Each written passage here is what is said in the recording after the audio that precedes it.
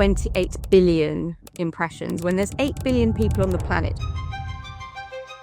We've got 1,900 brands in our portfolio. Monopoly money is the most printed currency in the world now. More than US dollars, more than all the other major currencies in the world. That's unbelievable. It's a form of license that has a call to action and it drives a moment in time. We announced the pregnancy on social with Clear Blue. Mummy Pig was there with her Clear Blue pregnancy test. How on earth do you choose what your priority properties are going to be? It's really hard. So when I'm speaking to a brand, globally, I think we did 170 last year. A lot of people think it's very easy and that it's all about the idea. It's actually a sales job and you have to be very resilient. When a company comes to us and says, this promotion is going to be great exposure for your brand, we don't have a license budget, but I'm telling you, this is going to be an amazing opportunity for Hasbro to participate in. How do you help them understand the value exchange that's really going on and why, a promotional fee is absolutely necessary?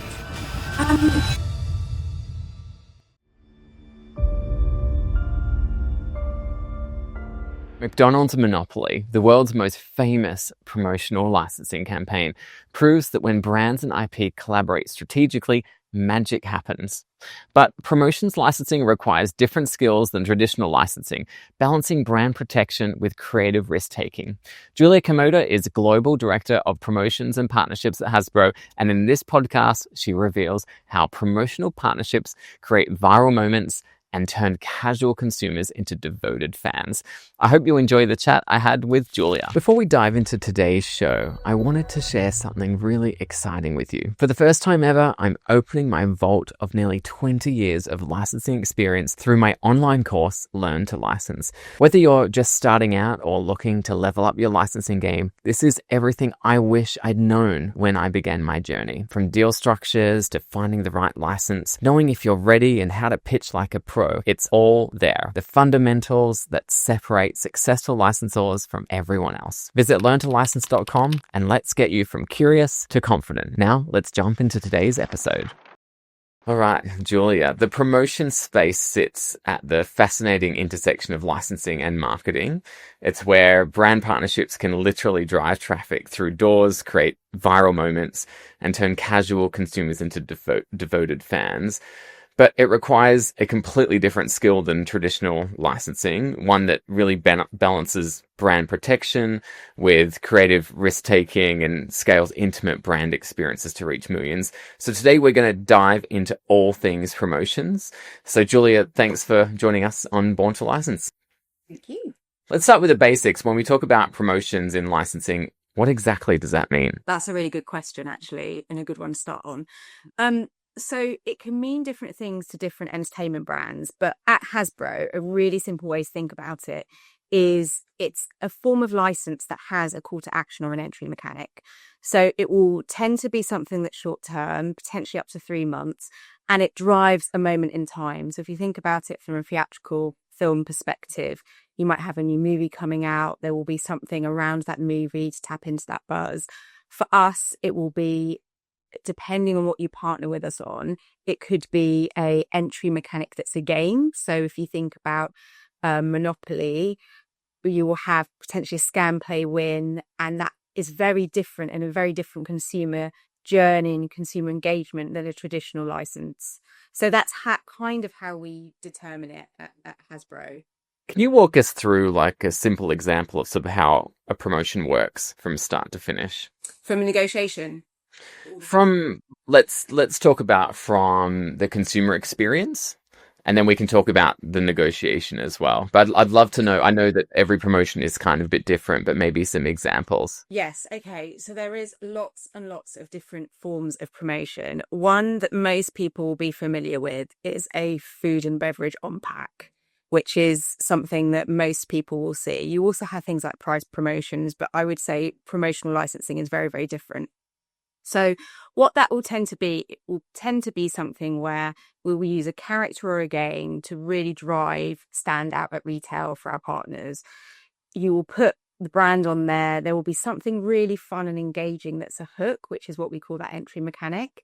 And it just builds something different than what would have been there if you hadn't have partnered together. So it has to be greater than the sum of its parts. And a really good example that everybody knows within the UK, but also is pretty famous internationally, that isn't an on-pack, but is a really good promotion to use as an example, is the McDonald's Monopoly campaign, where you use the sort of universal language of Monopoly, which is familiar to everyone around the world. It's got 99% global awareness. And interestingly, Monopoly money, and I'm sorry for verging off slightly, is the most printed currency in the world now, which I love mentioning to people because it's such an interesting fact. But it's, something that most people understand. You can see it sort of outside when you're walking past a McDonald's. It's happening. It's a cultural moment. People go in and they collect elements of the game and they play the game via their experience going into a McDonald's. So I think that's a good example as well. But promotion spans sponsorships. It's quite a broad church. You could work with a really high-end brand and do very, very limited collectible editions. We've got some sort of really limited special edition Transformers product, for example. So there's a lot within the space. There's a lot you can do with promotions. There's something that you mentioned that was so interesting. I've heard the statistic before, but perhaps some people listening might not know. So Monopoly money is the most common currency in the world. It's the most printed currency in the world, more than US dollars, more than all the other major currencies in the world. Yes. Wow, that's unbelievable. Now because of changes in consumer behavior, digital payments. Yeah, let's home in a bit more on the food and beverage space, because I have some experience in that space, and I know how difficult it is to get the attention of somebody in a supermarket. The average person walking down the supermarket aisle, I've read statistics that say, you have 3 seconds to capture their attention. They're busy, they're shopping for their things, and they go to a particular aisle because they need to buy, I don't know, crisps, for example, or tomato sauce. What is it about promotions that can get their attention when it's something that's so hard to do? So if it's an iconic IP, that immediately cuts through the noise, and people can identify iconic characters and iconic assets from a brand that everybody knows quite far away from the aisle. I'm going to quote someone who said something really interesting. I probably might misquote this, but apparently Amy Winehouse said, if you can draw a person or a character, if you're a child and you can draw a person or a character, your look is very iconic. And if you think about her hair and Andy Warhol and people like that, if you have a character, I'll use Peppa Pig as an example, the outline of Peppa Pig is so iconic. And also we've got research that shows that when kids see the animation of Peppa Pig, they feel very comforted when they see the outline. And if you put, say, Peppa Pig on a packet or something, you just immediately, no matter what age you are, within the UK or any market, it's one of our biggest IPs, you will instantly recognise, and it draws you to that product that you're working with, and the sort of uplift and the engagement, and you're driving an emotional response. And people often feel really warm when they see something that brings joy to them. And it's the same for games. So people remember playing games with their families. They remember, those moments. And if they see Mr. Monopoly or Trivial Pursuit or something like that, they're intrigued, that it gets their interest. If someone's walking down the aisle and they see Peppa Pig yogurt, for example, what's the difference between it being an everyday, all year round Peppa Pig yogurt versus a promotion? So we have really great licenses in the yogurt space. It tends to be that it's an ongoing partnership. So a license will have the character on there. What we tend to do is we'll do a PRS campaign where it could be win tickets to Peppa Pig World. We might do bespoke limited edition giveaways. A lot of it's very prize driven. A free gift with purchase is a really good example of a promotion, which we haven't mentioned. So it's driving consumer behavior within a moment in time. And one of the reasons why promotions with entertainment brands work so well is it really helps our partners give a story to retailers to get more retail space and just, drive a bit of joy when people are walking down the aisle. And we'll do a lot of exclusives between particular retailers, so they also get stand out as well in quite a competitive space. And when you're comparing like gift with purchases versus a consumer promotion, win a trip to Peppa Pig World, for example, does one work better than the other, or does it really depend? I think if something is tangible to the consumer is something to win, we always get more people enter. So there is a real cynical sort of belief that if a holiday is up, if you put something like win a trip to, I don't know, America, somewhere that seems quite far, or if you put win a board game or an exclusive toy, the more tangible the item, the more entries we seem to get. But what we tend to do is we tend to layer it up. So we could do limited edition product as sort of one tier of the partnership, but then a sort of master prize, which is, win a trip to New York to go to Monopoly Life Size or Cluedo Life Size. And there's always that excitement, but the more people think that element is tangible, the more people engage with it. So we talked about food and beverage. We talked about QSR. For those that don't know what QSR is, that's quick service restaurant. Julia mentioned McDonald's. Outside of that, you have automotive, you have other categories. What are some of the others that you do a lot of work on? So some of my favorite partnerships are the ones in those white spaces where traditional licensing doesn't tend to go. So we've done some really interesting partnerships over the years, and the US team has run a financial literacy program with a sort of educational partner in the US for a number of years. And it's proven so popular that adults have also said, we could really do with this. They've also got a lovely partnership with the British Swim School, where it's about trying to get kids confident to, get in the swimming pool. And that isn't really a traditional licensing area. And we've got some other partnerships coming out, which are really interesting, which again, is not really traditional licensing. They'll be coming out within the next year. But anything that is a white space area, I find really fascinating. Anything that is also positive, that drives really positive consumer behavior, is really good. And one partnership we did recently, which was really fun, was we announced the pregnancy of Baby Evie with a really fun PR campaign. And the overall campaign, which ran for about 3 months, garnered 28 billion impressions. When there's 8 billion people on the planet, 28 billion impressions is really, really high. That's everybody seeing it at least 3 times. Unbelievable. Or it's a few people seeing it many times. Yes.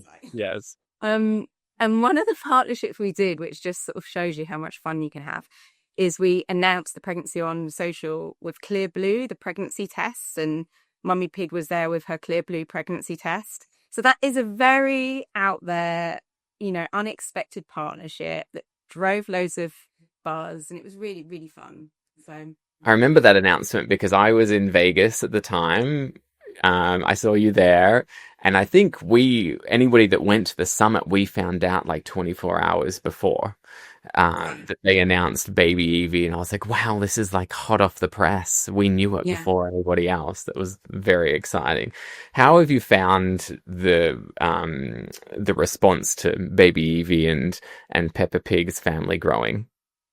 It's been amazing. Like, it's been game changing. And just from a personal perspective, I was attending a volunteer day, which for a charity that we work with, and the children that were there already know who Baby Evie is, and they're running up.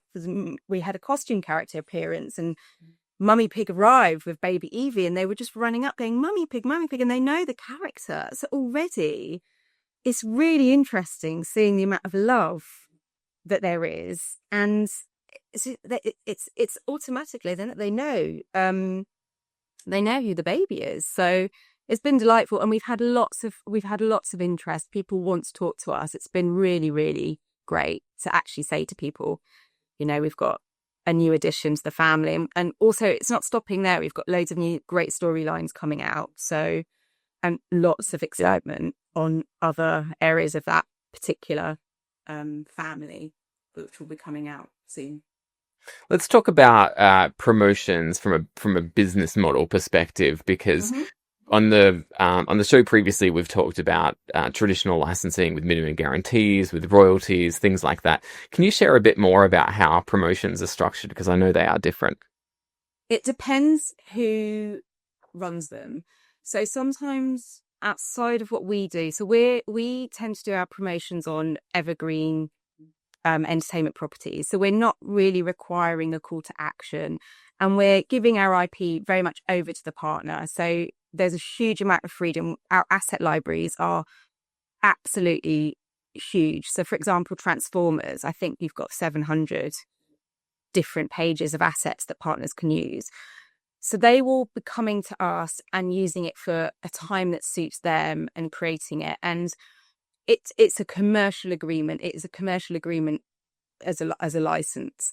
With other promotional partners that work in other companies, such as film studios and things, sometimes it will be contra, and there will be very different ways in which those promotions work. They will only run up until potentially box office. But at Hasbro, it's a sort of not necessarily a media buy, but it's a commercial agreement where we also bring in other elements that you wouldn't get with other entertainment partners necessarily.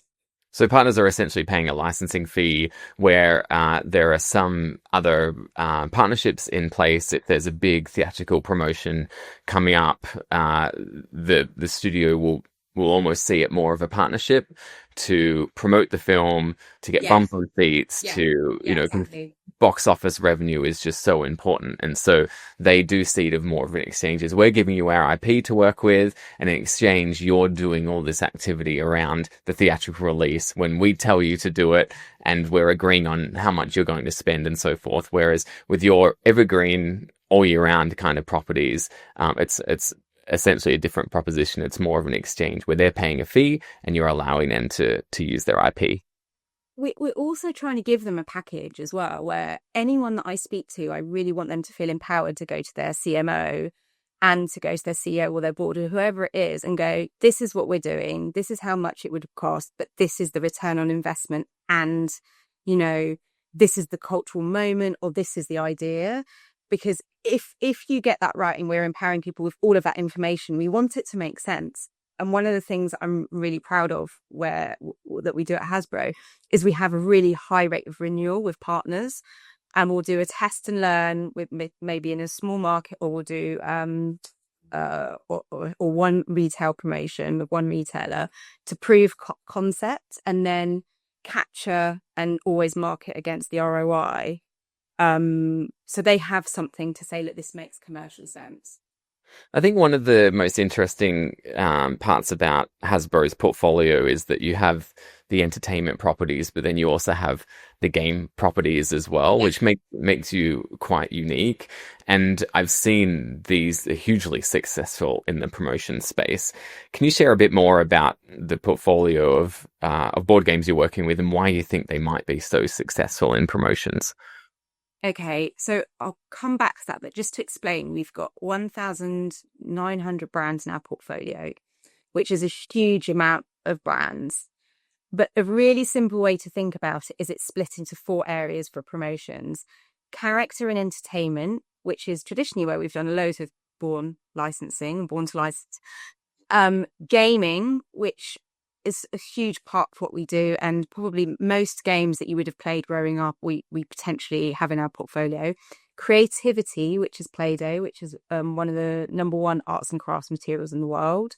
And then we've got active play, which is Nerve, which is getting everyone in the family out and about, having fun. Super Soak is one of our really interesting growing areas, and that is for pets, because pets are just as important in the family these days. So on the gaming side, the reason that's so successful and predominantly works in promotions is them easy and engaging, sticky mechanics that people love. So a scan, play, win. And there are different ways it works. So if you think of Trivial Pursuit is by the pub quiz. And Trivial Pursuit is something that everybody understands. And the reason is the reason it's gamified is it's time, choice, and consequence. So if you put that into promotion, people are naturally quite competitive. They want to enter that. If you do a Cluedo promotion, it could be who, what, where, and how. And then Monopoly is a mixture of chance and skill. So these are all quite easy to understand consumer behaviors that when you partner with a game, you're accessing not only the recognition of that gameplay and that IP, but you're tapping into really quite simple easy, fun consumer behaviors, and it just increases engagement. And so it's a really unique part of our portfolio that we've got these amazing games. And we did something last year with Bird's Eye where we built it around Connect Four, where you could buy four games and claim a game. So, and that was built on really interesting consumer insights as well, where I think they sort of said it came from them actually that the average family spends 30 minutes a week together after dinner, and they wanted to increase that by getting people to play together board games. So yeah, it's Do you think those things. do you think there's an element as well, is that with all of these board games you've mentioned, I would say the majority, if not every single person listening, knows exactly which board game you're talking about and how it's played. There is this generational awareness for Monopoly, for Connect Four, for Cluedo, that it's almost it's very family oriented, and it's sort of parents passing down their memories that they had as a child playing Monopoly, then they play it with their kids, and the story kind of continues. Do you think that is one of the reasons why it's so successful, is because, you know, a 5-year-old can enjoy Monopoly and a 95-year-old can enjoy playing Monopoly too? Yes. But I would also add to that and say the teams that design the games and the inventors of the games are amazing and always innovating on them. So within the last 3 years, we have launched Monopoly Deal, which is an incredibly popular, quick way to play Monopoly that you can see people playing sort of beaches, on holidays, everywhere. And we also had, with our partner Scapely, Monopoly Go launch, which is a hugely popular, mobile game. And the mobile game has brought in both those sort of different versions of Monopoly have brought new audiences, sort of outside the traditional board game. So the teams that work at Hasbro are always being really innovative on IP that we already have and making new versions or new additions. And it just opens it up and keeps people coming back to play. You mentioned Hasbro has 1,900 brands, did you say, in your portfolio? Yeah. How on earth do you choose what your priority properties are going to be? Because you can't treat all of them equally. It's just not possible from a resource standpoint. I know it's really hard. So when I'm speaking to a brand, I have to show us a slide that has probably about 30 logos on it.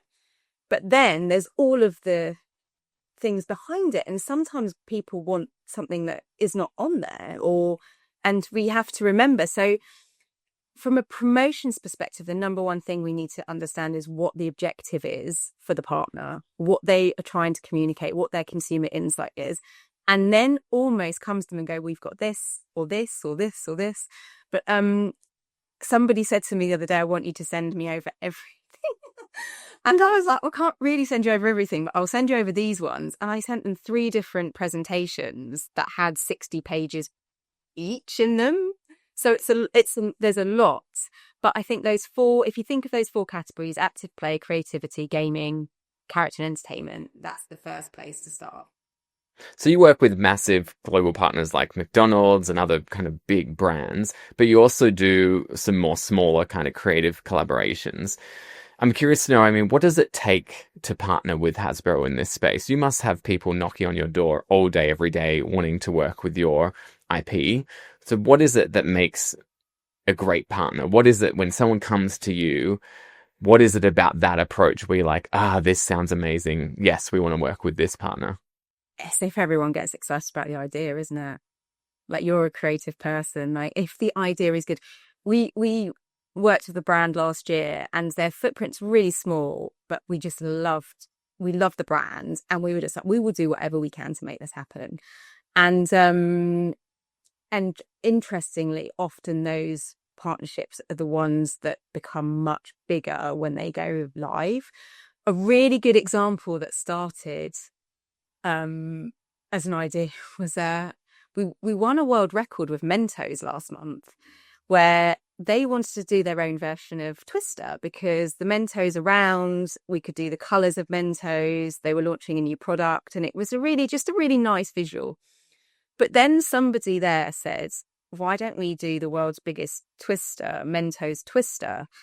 And we were like, yeah, that sounds great. And they did it. They did it. They did it at Pink Pop Festival, which is the longest running festival in, I think, the world, actually. It's a really big music festival. They did it in front of the main stage. They've created a huge Mentos Twister map, and loads of people turned up to take part because we're all kidults now. Everybody wants to just have fun and play. So we've got these amazing pictures. It went all over social, TikTok. People were messaging me from the Netherlands going, this is everywhere. We had no idea when we were working on this, it would go this big, and it's been wonderful. And to actually have a brand say they've won a world record, we were thrilled. So yeah, that's a really good example, I think. I'm trying to visualize how the world's biggest game of Twister works. I've got the stats somewhere. I haven't got them for this call, but I have got the stats. I think there was like a few thousand people that participated. So it said like right hand on red, for example, and people needed to walk. Yeah, so they had a famous female MC who was hosting it. They all lined up around the outside. They were all had a sort of, if you want to take part, come at this time. And then she was microphoning out, and then it was thousands of people playing it, and it just looks so fun. So was it people playing Twister on a normal sized board, but there was a lot of people playing, or was it an oversized Twister? It was a huge oversized Twister. Wow. I'm going to have to look that up because I'm trying to visualize how it works, and I'm not quite getting there, but I can send it to you. Please. It's online. It's online.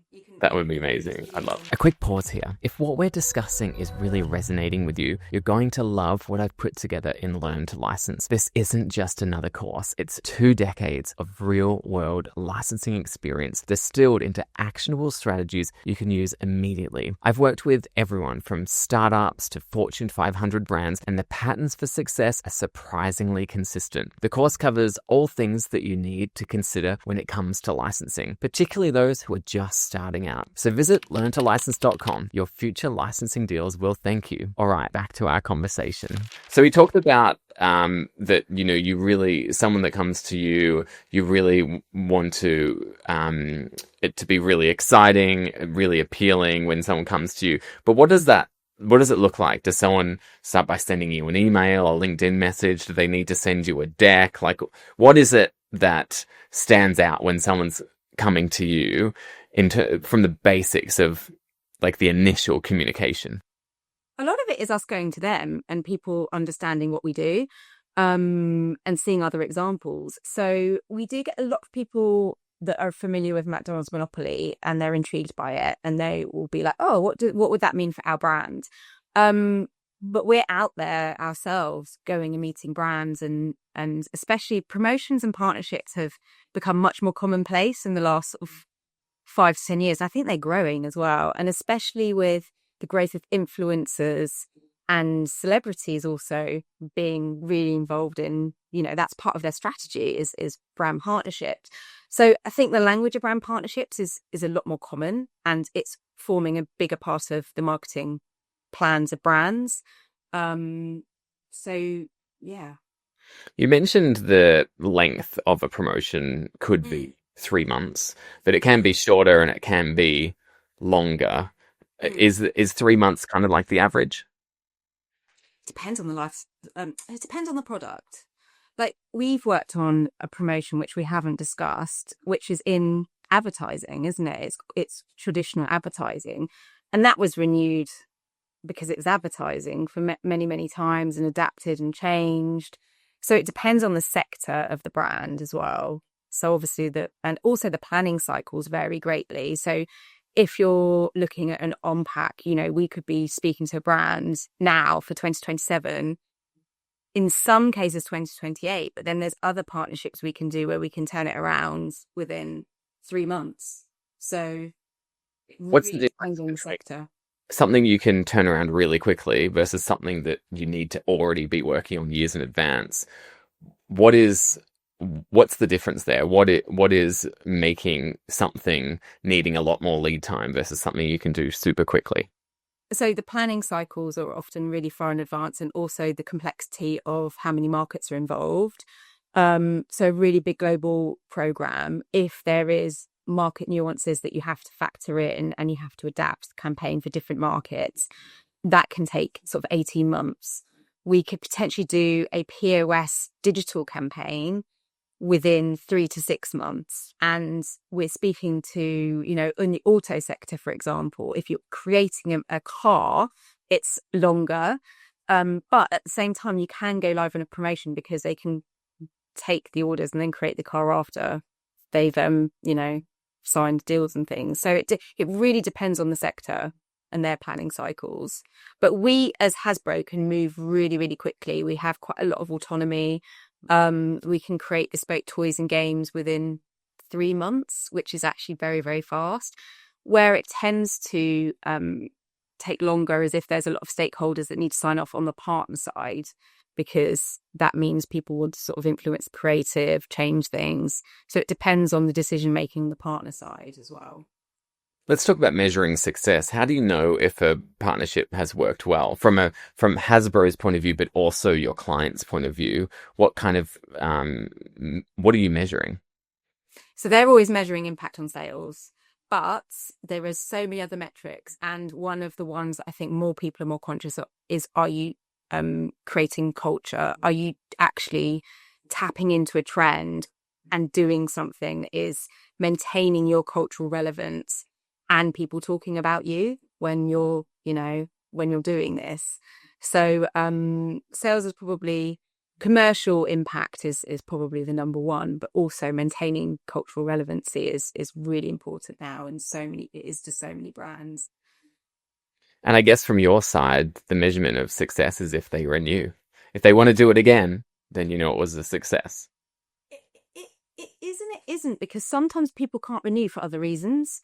And we have had brands that haven't renewed directly the year after because they might be rebranding or there is a change in strategy, but then they come back to us.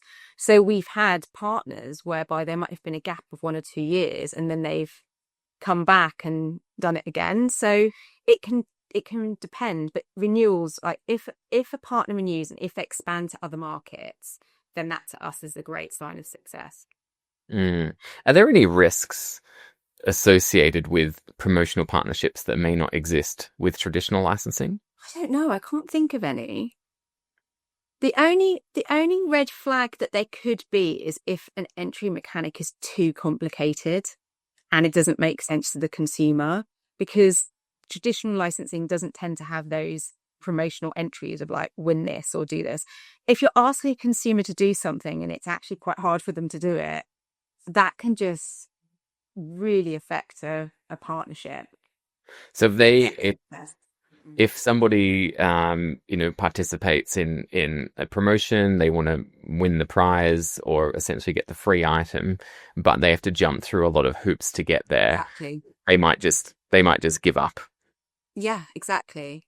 And so it's our job to make sure that journey is really fun. So they feel quite, they're having a good time when they're entering, when they're doing like potentially a Cluedo, a quick quiz or something.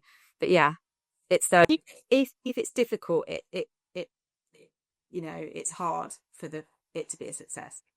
Another risk that I think of that's probably not really relevant to Hasbro, but certainly is relevant to the theatrical partnerships, is if the theatrical release changes the dates, and that can happen, and that can be an absolute nightmare. Oh, no, yeah, I've COVID.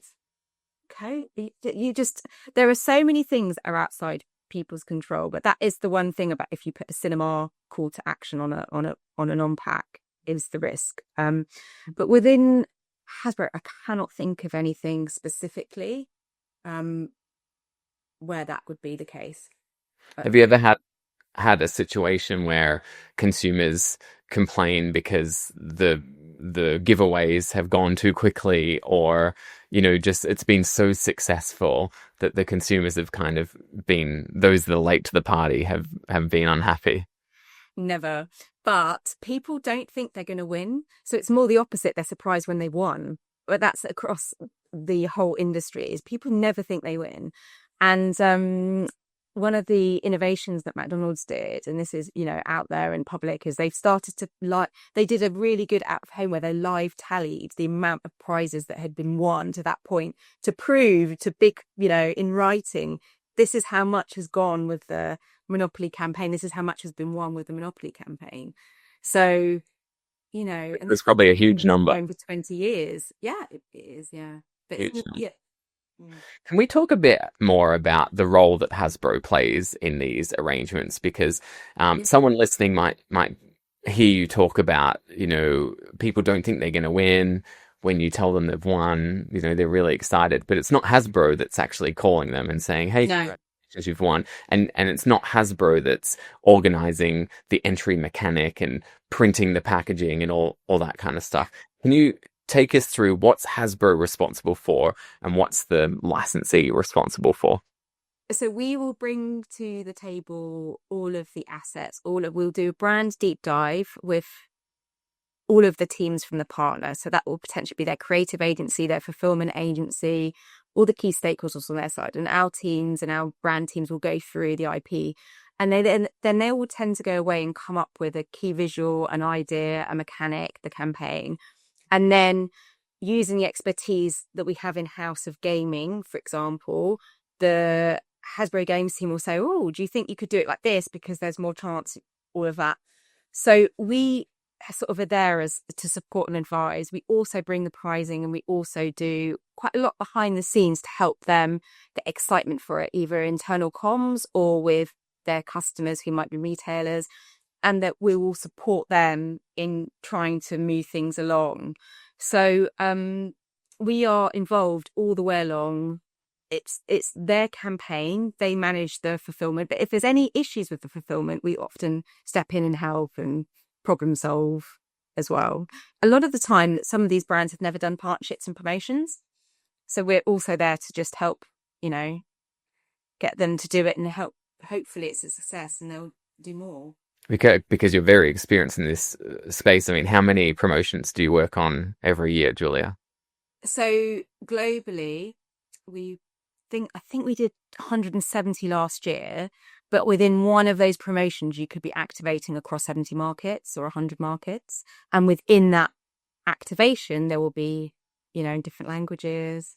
So it's a huge amount as well. So it's interesting. Hasbro's not only coming to the table with the IP, but they're coming with the experience of they know what works and they know what doesn't work, and they're able to support the partner in that way as well. I also think we're almost a client service because we're a partner, but we are there to help the brand succeed. And we have a very client service mindset. If any of our partners need support, I would want to be there for them. Maybe that's because I'm ex-agency side. I don't know, but that behaviour runs through the team. We are account management as well as sales and brand partnerships, licensee people.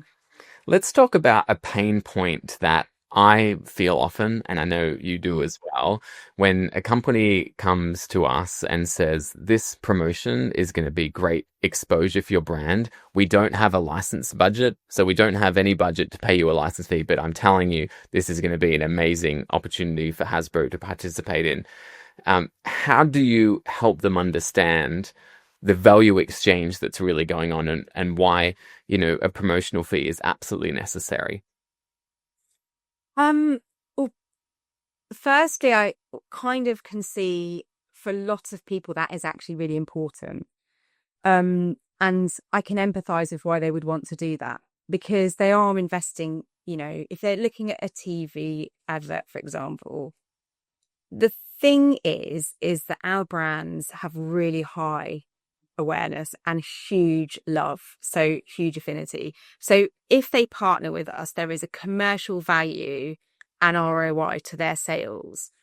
And I often think celebrities are doing their own endorsements. Would Beyonce do her Levi's advert for free? I don't think she probably did. For better or worse, did Sydney Sweeney do her?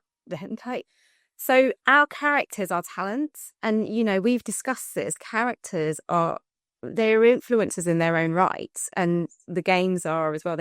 because they do influence behavior. That's the name, that's the meaning behind influencer. And I don't think any influencers do anything for free. If it is for the greater good and there's potential charity, or we can do something that is significant, then we will do it. So we've got a really beautiful example where we have worked with the NHS, and they came to us and said, we know that children that have to have hearing tests feel uncomfortable with the noises, but if we play sort of character audio, it immediately provides them a comfortable environment in which to have tests. And we were like, oh, that's amazing. Of course, by all means, use that. So, and that's very different to an advertising company working on behalf of a brand saying to us, please, can we have access to all of this for free? Let's talk about someone listening to this that might be in traditional licensing and they're thinking about maybe moving over to the promotional side of things. What would you want them to understand about the promotion space and why it's a bit different to what they're doing at the moment? Oh, I don't know, because so much of the behavior is transferable. I think I'd want them to come over to our side because I think there's more opportunity in those white spaces in all those other sectors, from insurance, banking. I feel like you can do much more in promotions than you can in traditional licensing. I don't know whether that's necessarily true, but there's more opportunity to test and learn, to try different consumer sort of mechanics. I think that's really interesting. It's a really good additional skill if you're in traditional licensing and you get some brand partnerships experience and also sponsorship experience as well. Like, they're all quite different disciplines, but they're all under the same umbrella. So I really like the variety that promotions brings. I think that's a fair shout. I mean, in what other role in licensing can you be, having a call with a car manufacturer, this morning, and then you're speaking with a crisp manufacturer, then you're speaking with, QSR, it's so the scope of promotions is almost endless. You learn so much about other people's businesses. It's really interesting. Really interesting. So looking ahead, where do you think there are the biggest opportunities for growth in promotional licensing? Is there an area where you're seeing a bit of momentum coming up? Is there, particular brands in the space that's really getting behind promotions in a big way? So it's not really promotions, but it's this alongside location-based entertainment and attractions, entertainment brands, not just us, but even sports brands like F1 are now building attractions, and the sponsorship of those attractions is going to grow. It's a huge area. Sponsorship generally is going to grow, but the location-based entertainment space is now, Netflix is opening sites. It's growing. Universal's coming to the UK. It's a huge opportunity for anybody that works in licensing and partnerships. I always talk about financial services because particularly in the advertising space, there's a reason why characters and IP fits so well. And I imagine it's the same with, the promotions approach as well, is that financial institutions, typically it's very boring. It's a very boring property, very boring product, talking about, mortgages and insurance and those kinds of things. And essentially it's very competitive, isn't it? It's very competitive. And so that kind of category, those brands really do need to think of really creative ways that they can do their advertising. And one way to do that is working with IP and promotions. Yes. Yeah. And I actually came from a very traditional background where I did partnerships. And those brands tend to do the most interesting activations, and they do really amazing work. Like, lots of financial brands do amazing work. I think one of the best, people out there doing interesting things across all categories is Visa. They do some really interesting, from the way they integrate their payment services into what they do. And the stuff they do with Disney is really impressive. I think there's really good work going on in those sectors. Last question before we wrap up. If somebody wants to break into promotional licensing specifically, say they're not in the licensing space at all, they're doing something else, what skills and experience would you recommend they develop or what do you think they could be doing now that could contribute to them potentially being successful in this space? you it's a lot of people think it's very easy and that it's all about the idea. It's actually a sales job, and you have to be very resilient, and 70 to 80% of the conversations you have might not ever happen. But if it doesn't happen, that's, you build a great network, you meet really interesting people, you learn about lots of different sectors. You really have to be a curious person that really likes, working in entertainment, because it is actually really tough job. And many people come into promotions and then sometimes they leave and they're like, oh, it's really difficult because there's so much work. One of the things that you said to me when we last met, which I find really interesting, is 4 years ago, you had to create a small amount of companion content to any advertising campaign that went live. Now you're looking at over 200 pieces. There is a huge volume of work that goes into making a partnership happen. So I think, being curious, finding people interesting, also being really open to collaborations. One thing I haven't discussed with you, which is a really big part of Hasbro, is we do some amazing collaborations with people that are sort of friends of Hasbro, that we do that people wouldn't necessarily be expecting us to do. So we've just announced a collaborations with Masters of the Universe and Transformers, which is another IPO that we do. But with Mattel, we've done a Barbie Monopoly. So you end up being able to create and innovate in ways that you would never imagine possible. And that's the reward, is seeing those really fun programs onto life. But there is a lot of work that goes behind the scenes. So I think having some understanding of sales, being curious, being resilient, client service mindset. So one of the things I think is important is being able to get on with partners and work through difficult situations, and being a good person to work with is actually a business advantage, because then people want to work with you again. So and problem solving, because problems always happen. There's always fires to put out, unexpected things, no matter how great you are at communicating with the client, no matter how prepared you are for everything to go wrong. Sometimes it does, and you have to think on your feet and work in partnership with the client. That's where the relationship with the client really shines, is when you're both dealing with a challenging situation. And always being open to people being able to call you for anything. So if there is something big happening, that you're there and you can sort of work through it with them. Yeah. I'm quite a sort of energetic person, but if a really big crisis happens, I like to think that I'm pretty good at being able to be quite calm and coming up with a solution. And the team should be empowered to feel like that as well. So Julia, if people want to connect with you, how can they find you? So my surname is Julia Kamoda, so I'm pretty easy to find. I'm on LinkedIn. So yeah, just reach out. Fantastic. Well, Julia, thanks so much for joining us on the Born to License podcast. Thank you, David. Lovely talking to you. Same to you. I hope you've enjoyed this episode of the Born to License podcast. Don't forget to like and subscribe. And if you're eager to learn more about licensing, I encourage you, take a look at my course, Learn to License. I've condensed almost 20 years of learning in my licensing career to help others understand how licensing works. And as a reward for sticking around, here is a discount code for you to put in. I hope to see you there.